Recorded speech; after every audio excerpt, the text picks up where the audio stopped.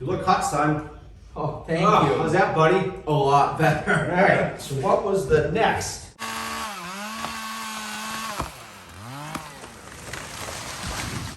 Hello friends and welcome back to Little Odd Acres. In today's episode we're going to find out which Simplicity monster takes the cake. Stay tuned. Don't mind my appearance, friends. It's hotter than balls out here, so I got my towel to wipe the sweat off.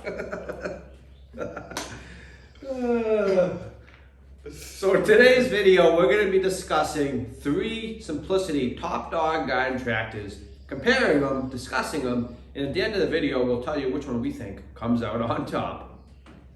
So what are those 3 tractors going to be, Brett? So the first tractor is going to be the PowerMax, which would have been the 70s king. The second tractor is going to be the Sunstar, which would have been the king from, say, the late 80s to the mid 90s. And the third tractor is going to be the Legacy, and that would have been Simplicity's king from the late 90s up until the mid 2010s. I believe 2016 is when they had stopped making them. Wow.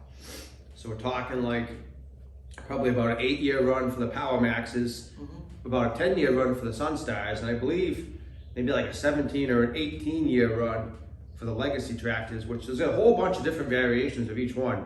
So let's discuss what they are. So the first PowerMax would have been the 1972 4040. It was only made for that 1 year, and it featured a 16.5 horsepower Onan engine, 56-inch wheelbase, about a 1,300 pound dry weight, and you can get all kinds of different implements for it. You could get 400 pound capacity loader, you could get a 60-inch mowing deck, a category 0 3-point hitch, PTOs, front and rear, 60-inch rear blade, 60-inch front blade, 52-inch single stage snow thrower, all kinds of good stuff you can get for the PowerMax. And in our opinion, why did they come up with the PowerMax tractors really? I really think it was to compete with the Cub Cadet Low Boys and the Cub Cadet Letter Series. So that would have been the 154, the 185, and the 184. Which, speaking of them, we actually have a video on them, and if you would like to see that, please click somewhere up here.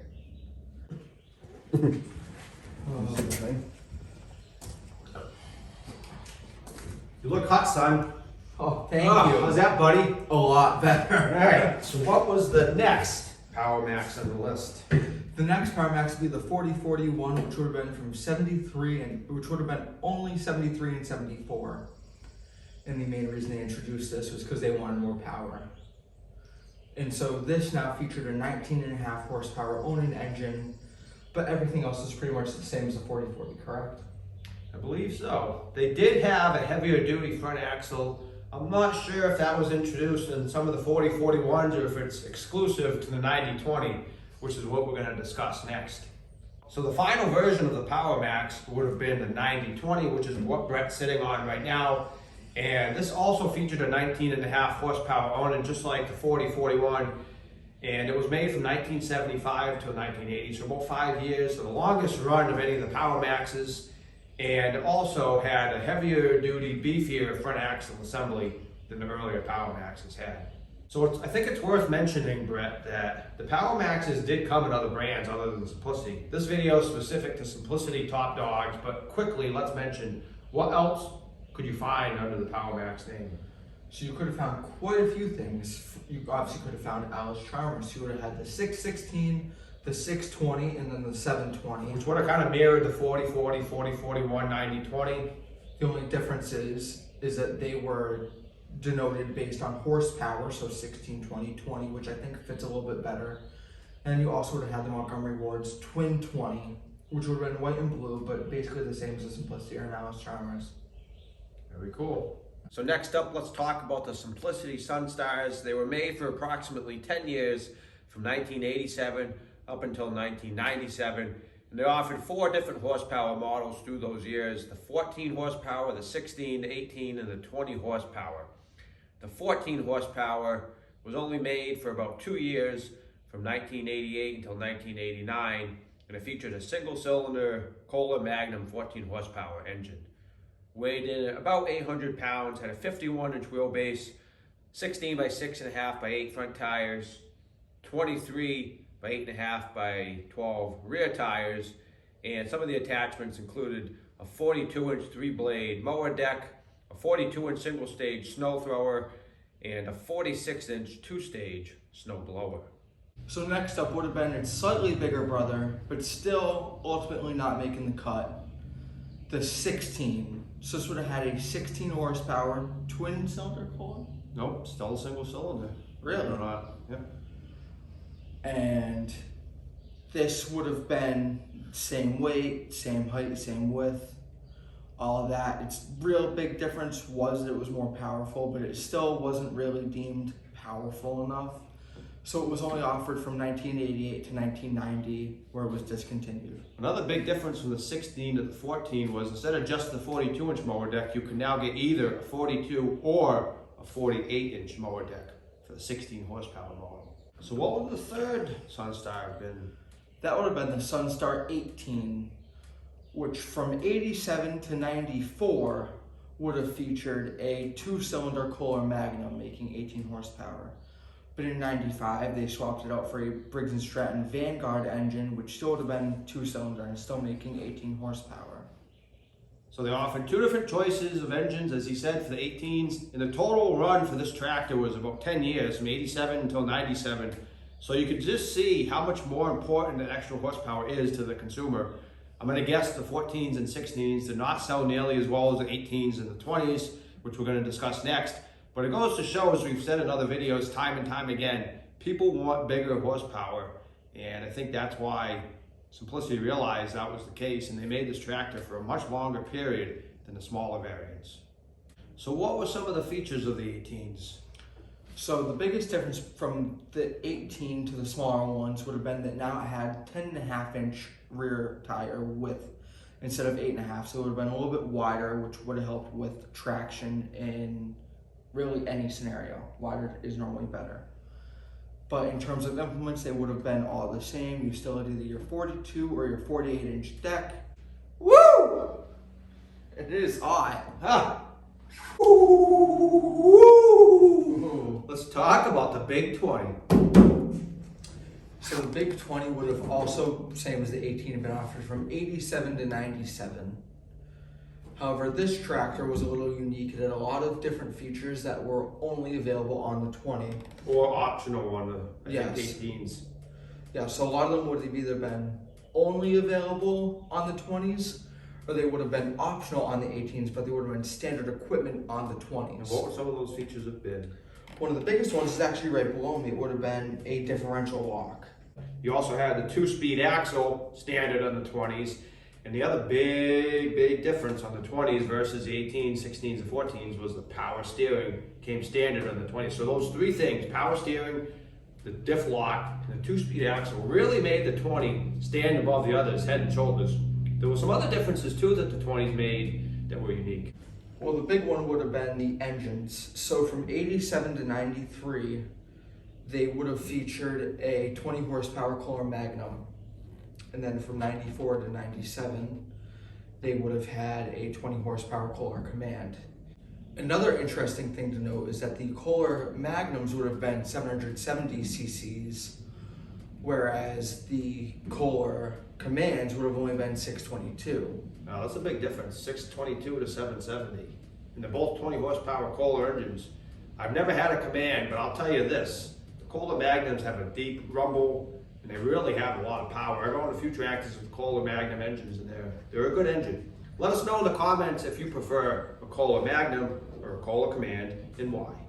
The other big difference with the 20 is you can now get a 60-inch mowing deck instead of just a 42 or a 48. You actually couldn't get a 42-inch deck for this tractor. You could only get a 48-inch or a 60-inch deck for these 20 horsepower models.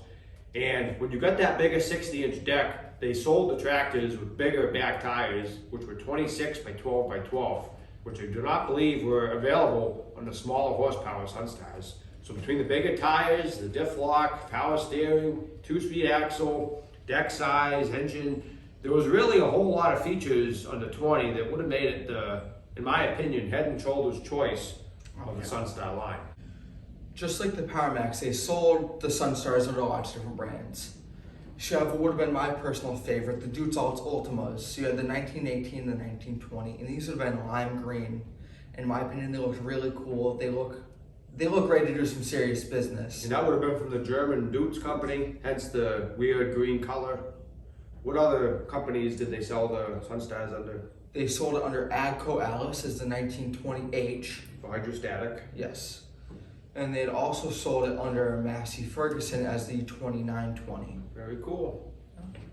One last note about these Sunstars before we move on to the legacies is, I believe you could also get a third snowblower option. Let us know if you've ever seen this, but there supposedly was a commercial grade 47-inch two-stage blower in addition to the 46-inch two-stage and the 42-inch single-stage. That heavier blower, I think, is a lot more rare than the other two. Let me know if you've ever seen one, if you have one, and what do you think of it. But let's talk about the legacies. So I know that numerous times on this channel, my father has recounted the tale of when he was younger, he had gone over his friend's parents' house and he saw their Simplicity Sunstar in their garage. Well, I have a similar story that I would like to share regarding a Simplicity legacy. So this would have been 2016. We had just moved to our current house and my stepfather had gone to a Simplicity dealership to buy our tractor. And we get there and there is a brand new, well, it actually would have been a year old, so it was a 27D, but it was still brand new. It had the front loader, it had the rear backhoe, it had every option on it. It was on these big knobby off-road tires. It looked amazing. And ever since then, I've been like, wow, that is a beefy tractor.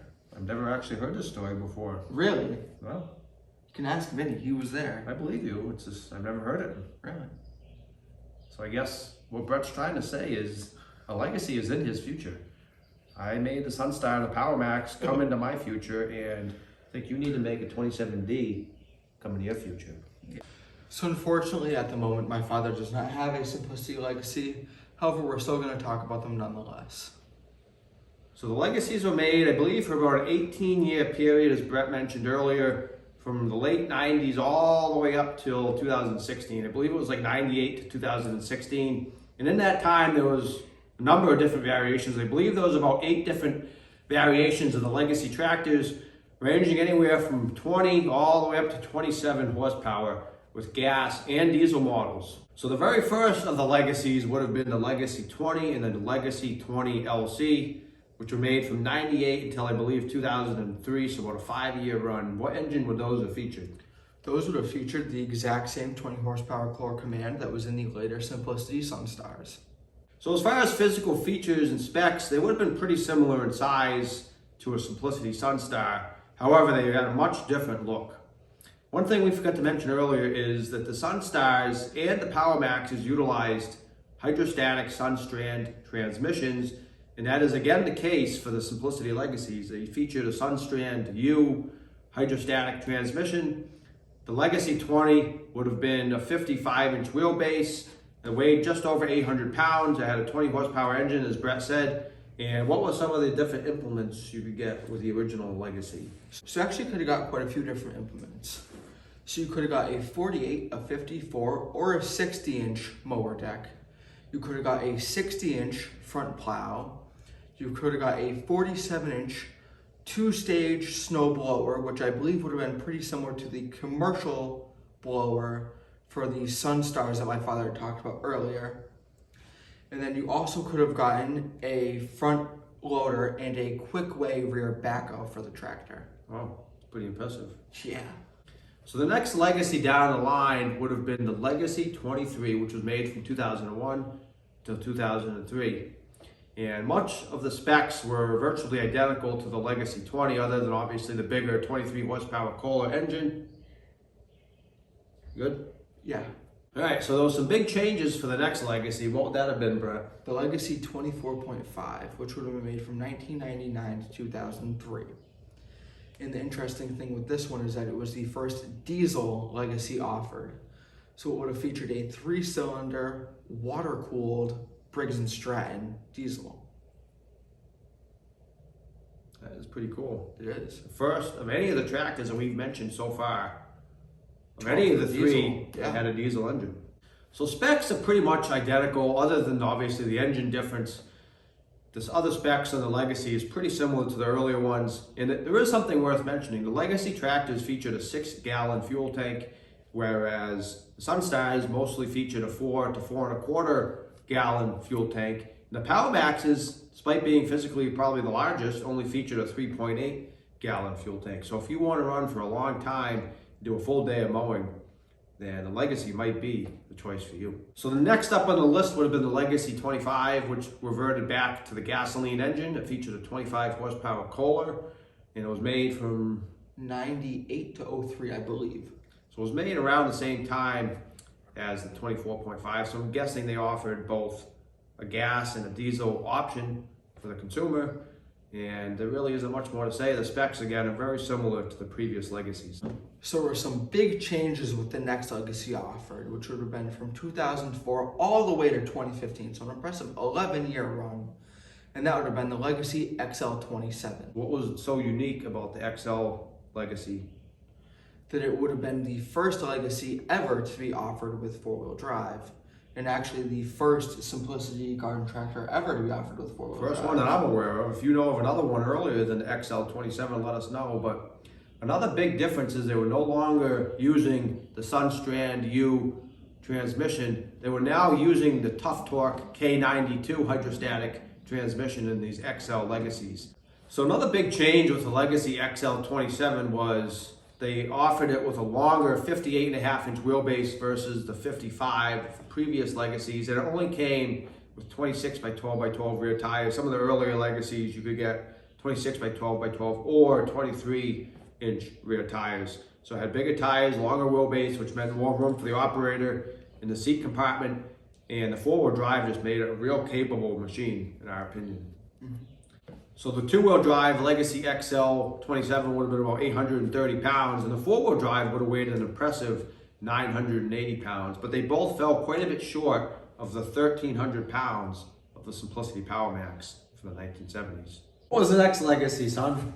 The XL27 LC, which would have been very similar to the XL27, but the big difference with this was it now had a water-cooled 2-cylinder Kawasaki engine.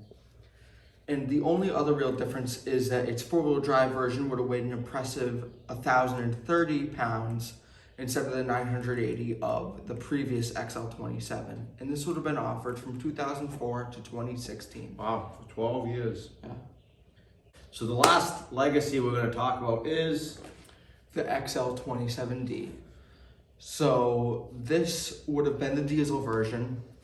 It featured a 3-cylinder Vanguard engine, and it was again pretty similar to the XL27 and the XL27 LC, except obviously that it's a diesel.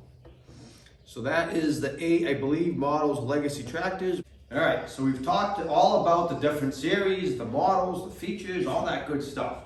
Now, let's talk about which one we think comes out on top. So, see if you agree, but in my opinion, the real advantages to the PowerMaxes were their size. They were physically the biggest, the heaviest, the beefiest looking, at least in my opinion. And another huge advantage to the PowerMaxes was they came with 3 different ranges. So you had more options of speeds for chores, and they offered 3 different tire choices, front and rear. So you could get a 31 by 15.5-inch wide, the 15-inch rim rear tire, which would have been the high flotation option. So if you were mowing wet areas or softer ground, I think you probably would have been better off with the PowerMax than maybe some of the other choices. I totally agree. So those are really the advantages, in our opinion, to the PowerMax. Let's move on to the advantages to the Sunstar. The advantages of the Sunstar would have been, that, in my opinion, would have been the most manageable, which this also could be seen as a downside, is it's the smallest of the 3. It is the, at least in my opinion, the least beefy looking of the 3. But that's because it wasn't meant to directly compete with Super Garden tractors. It was meant to compete with the John Deere 318, which was a regular garden tractor. I believe it also actually does use the same rear end that a John Deere 318 uses. So a lot of people will tell you the Sunstars are very similar in a lot of ways to the John Deere 318, which is perhaps one of the best-selling garden tractors of all time. And we'll probably end up doing a video on it at some point. But what other advantages would you say? I would say because it's smaller, you could fit it in smaller places. If you had a small shed to keep your garden tractor in, or maybe at a limited spot in your garage or something like that, a few inches on each side really can make a difference in whether or not you can physically fit it in different spaces. Yeah, this would have been the most versatile in terms of storage. And there is one other big advantage to the Sunstar over the PowerMax, and that's going to be that with a 20 horsepower model, you could get power steering, which none of the PowerMaxes had power steering, which might not seem like a big deal, but if you're mowing all day and you're making countless turns, that can really do a lot of wear and tear on your arms over the course of a day, or maybe multiple days if you're doing more of a commercial business. Let's move on to the advantages of the Legacy, and I think there are a lot of advantages to the Legacy. The biggest one obviously being the 4-wheel drive. Of course. I mean, that 4-wheel drive just enables you to do a lot more chores, whether it be, work in mud or snow removal or maybe wet areas. That 4-wheel drive can really give you a whole lot of extra traction. I mean, something like a diff lock or a limited slip differential is great, but it's not the same as having a 4-wheel drive tractor. No. And I think that's probably the biggest advantage to the Legacies. That, and they offered larger horsepower engines with both gas and diesel options, which is another huge advantage. And the Legacy was, again, the only tractor to offer any diesel power plant options, which if you want to do any sort of commercial work, having a diesel engine option would have been huge. And I think the last big advantage to the Legacies would have been that because it's the newest of the three by a decent amount, this was last made in 1997, the Legacy was last made almost 20 years later in 2016. So 20 years of technology means you had a lot more feature comforts for the operator with the Legacies that they didn't really consider back in the mid to late 1990s when they stopped making the Sunstars. And then also, even going beyond that, I just say the availability of parts. That this tractor has been made for nearly 30 years. This one hasn't been made for 45 years. Yeah, that's a good point. Modern engines, you get a lot more parts. You're gonna have a hard time finding parts for these owned and powered Simplicity PowerMax tractors. You're gonna have a much easier time with a Kohler Magnum powered Sunstars, and probably an even easier time with the various model engine Legacies. Yeah. So which of the three would you choose? I think I know the answer.